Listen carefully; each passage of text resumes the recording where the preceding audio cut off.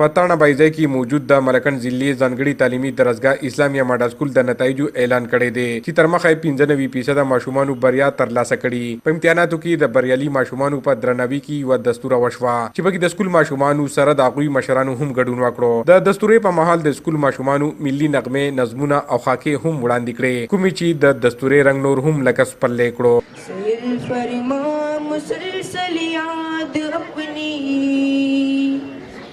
سیل فرما مسلسل یاد اپنی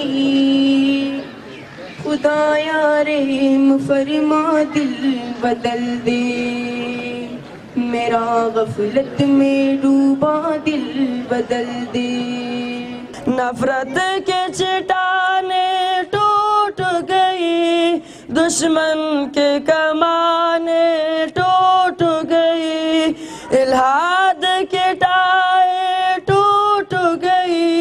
الہاد کے ٹائے ٹوٹ گئی ایمان کی طاقت زندہ ہے.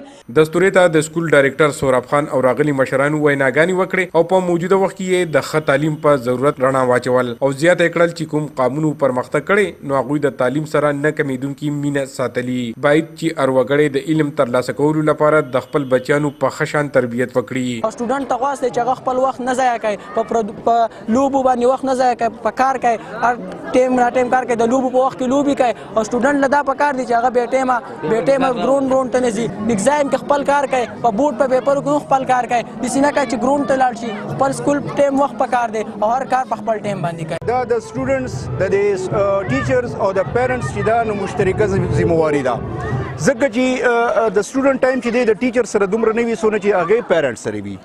نو کوم کار چې دلته سټوډنټس ته وشي نو پیرنټس له پکار دا دي چې هغه په هغې باندې چیک وساتي او هغه چې دی نو په کور کې ورسره ایز ا هوم ورک یا په مختلف ټیکنیکس چې په هغې باندې دغه کې هغه خپل بچي چې دی هغه د سکول له ټیم نه علاوه هم انګیج وساتي. د دستورې په مهال بریالي ماشومانو ته شیلډونه او یو شمېر انعامونه ورکړی شول او د هغوی پټ صلاحیتونه وستایلی شو. عمران زریاب، خیبر نیوز، تاڼه بایزی، مالکن.